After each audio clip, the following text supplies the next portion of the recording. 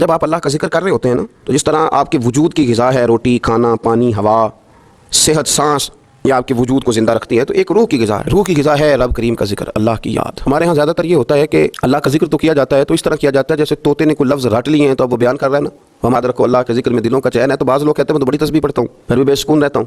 تو اس کا جواب وہ یہ دیتے ہیں کہ چونکہ انہوں نے اللہ کا ذکر کیا تو صحیح، لیکن اس طرح کرتے رہے جیسے طوطا رٹ کے کر رہا تھا۔ اگر غور کرتے اس بات پر، توجہ دیتے اس بات پر، اگر ان کا یہ ایک ذہن بن جاتا کہ میں بھلا کیا کہہ رہا ہوں، جب ان کی زبان سے نکلتا سبحان اللہ، تو پھر غور کرتے کہ میں نے یہ کہا ہے کہ اللہ پاک ہے، اللہ پاک۔ اب یہ چیز جب ان کے ذہن کے اندر، ان کے دماغ سے، ان کی روح سے ٹکرائے گی، تو جب انہوں نے کہا کہ میرا رب پاک ہے، سبحان اللہ عما یشرکون، تو پاک ہے ان چیزوں سے جن سے لوگ اس کے ساتھ شرک کرتے ہیں، تو اب جب کہا کہ وہ پاک ہے اور اس نے جو چیز بنائی ہے وہ حسین و جمیل ہی بنائی ہے، ہر عیب سے پاک ہے، وہ اس نے ہر چیز بہترین نقش و نگار کے ساتھ بنائی ہے، تو جب یہ سبحان اللہ کا معنی اور اس کا مفہوم سمجھ کر اللہ کا یہ ذکر کیا گیا، اب اس طرح نہیں ہو گیا کہ جیسے پورے وجود کے اندر خوشبو بکھر گئی ہو، اب یوں نہیں محسوس ہو گیا کہ جیسے بالکل ساری طبیعت ٹھنڈی اور پھولوں کی طرح ہو گئی، اب ایسے نہیں محسوس ہو گیا کہ جیسے اللہ نے کوئی قوت، طاقت اور روحانیت عطا کر دی۔ اور پھر جب کسی شخص نے کہا کہ الحمدللہ، تمام تعریفیں اللہ کے لیے، وہ کتنا عظیم اور کتنا بڑا مالک ہے کہ کہا جا رہا ہے کہ میں کسی کی کوئی جھوٹی تعریف نہیں کروں گا، مجھ سے کسی کی خوشامد نہیں ہوتی، اور کوئی کتنا بھی اونچا چلا جائے یہ ساری تعریفیں کمزور ہیں، حدود والی ہیں، ایک رب ہے الحمدللہ جس کے لیے تمام تعریفیں اسی رب کے لیے۔ اور جب کہا اللہ اکبر، اللہ بہت بڑا ہے، جب اس کی زبان سے یہ جملے نکلتے ہیں تو آپ ذرا غور فرمائیں کہ وہ کہاں پہنچ جاتا ہے۔ وہ پھر کیا کبھی کسی سے ڈرے گا؟ وہ کسی چیز کا خوف طاری کرے گا؟ کوئی چیز ایسی ہوگی جو اس کی نفسیات پر حاوی ہو سکے؟ سب سے بڑا تو اللہ ہے،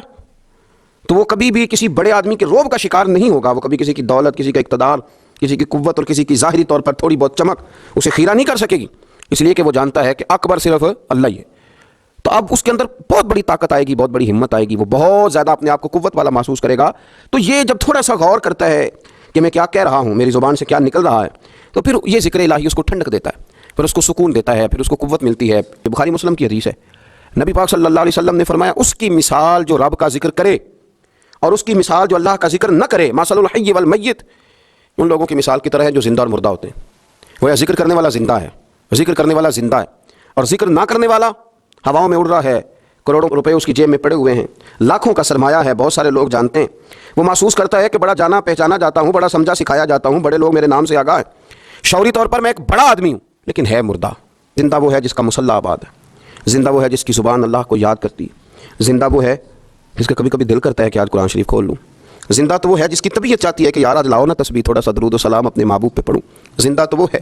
جو کبھی کبھی اس کی یاد میں محو ہو، اکیلے بیٹھا بھی ہو تو پھر بھی اس کی زبان پہ ذکر اور آنکھوں میں آنسو جاری ہو جاتے ہیں، جس کو یاد کر کے محو ہو جاتا ہے۔ ذکر الہی انسان کو زندہ رکھتا ہے، توانائی دیتا ہے، روحانیت دیتا ہے، اس کو سکون کی دولت دیتا ہے۔